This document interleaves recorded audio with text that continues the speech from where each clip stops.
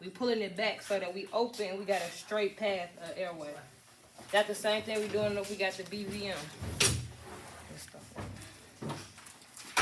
Got the BVM without this on there, huh?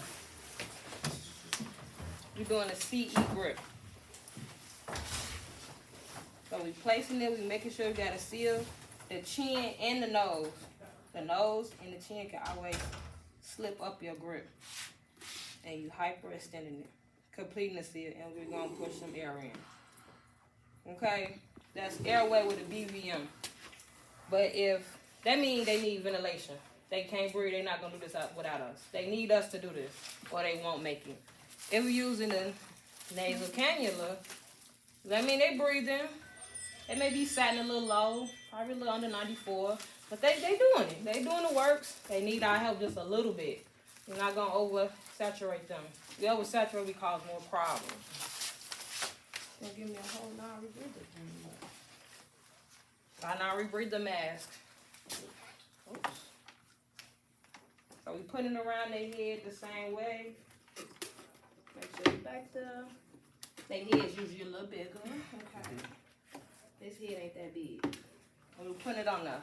This is gonna keep the air going in. It's positive pressure going in there. So we're just giving them oxygen. They're not breathing right. They need some assistance. They're in distress, basically. They need us to help again. We're intervening with these. So it's nasal cannula. We intervening, but they can do this on without us. They can make it. Anything above that, they need our help. They need 911. They need some help. They're not doing well. Okay? That's what airway. You wanna help me out? I was just about to say. So, one thing to keep in mind is when you are doing a bag valve mask, when you're doing this and you pumping the air, you want to see the chest rise and fall. That's how you know they're getting adequate airway. The nasal cannula, like Dominique said, is more mild. So let's say we have somebody on a nasal cannula and they're still sitting at 92. The next thing you're going to do is grab this. You're going to put it at a higher flow. So the biggest thing you want to remember, the difference between a nasal and an hour breather is the amount of oxygen you give them. When you do a nasal cannula, typically it's between 2 to 6 liters per minute.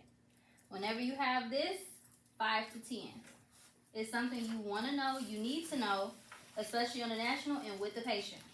Because if you put this on a patient and then they still at 6, they're not breathing.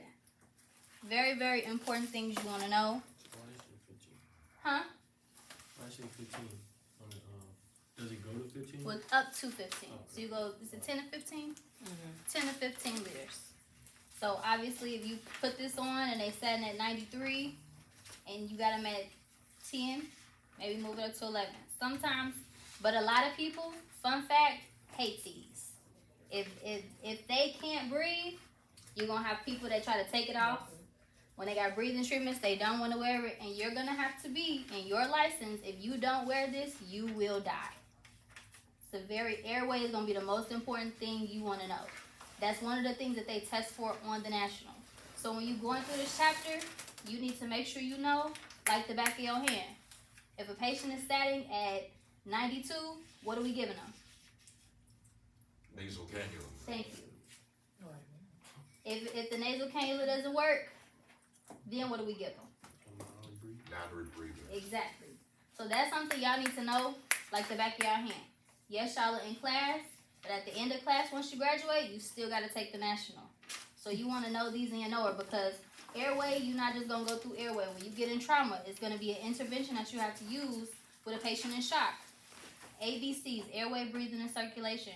They don't have an airway, that's the first thing you treat, and you want to be aggressive with it.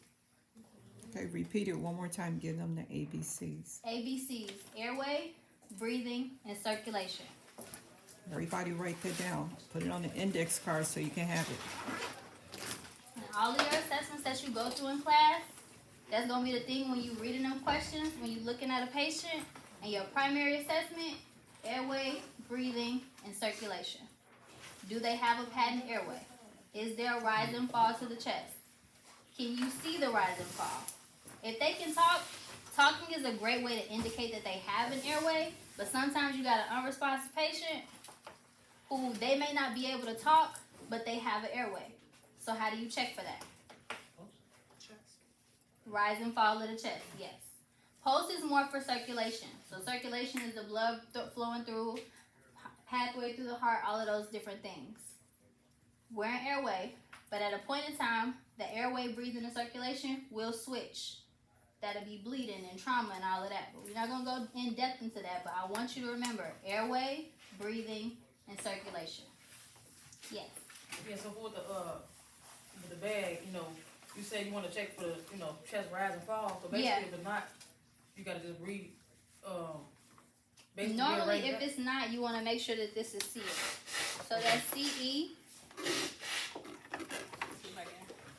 My hand's a little small, but essentially, you want this to be over the mouth and the nose, and you want it to be sealed because you don't want any air to get out. They can't breathe. You need all that air to go here, and it'll go as soon as you see it. You'll see the chest move up and down, right? So if the chest is not moving up and down, They're you not getting enough position the air. hand. So you want to make sure that you're squeezing this slow. So when you do go over CPR, if you haven't been CPR certified yet, when you do 2-in-1, so 2 people, 1 patient, you'll have somebody on a bag valve mask, and that's their only job. And the other person is doing their compressions. Okay. And then you switch. But that's typically what this is. Ventilation. Any questions?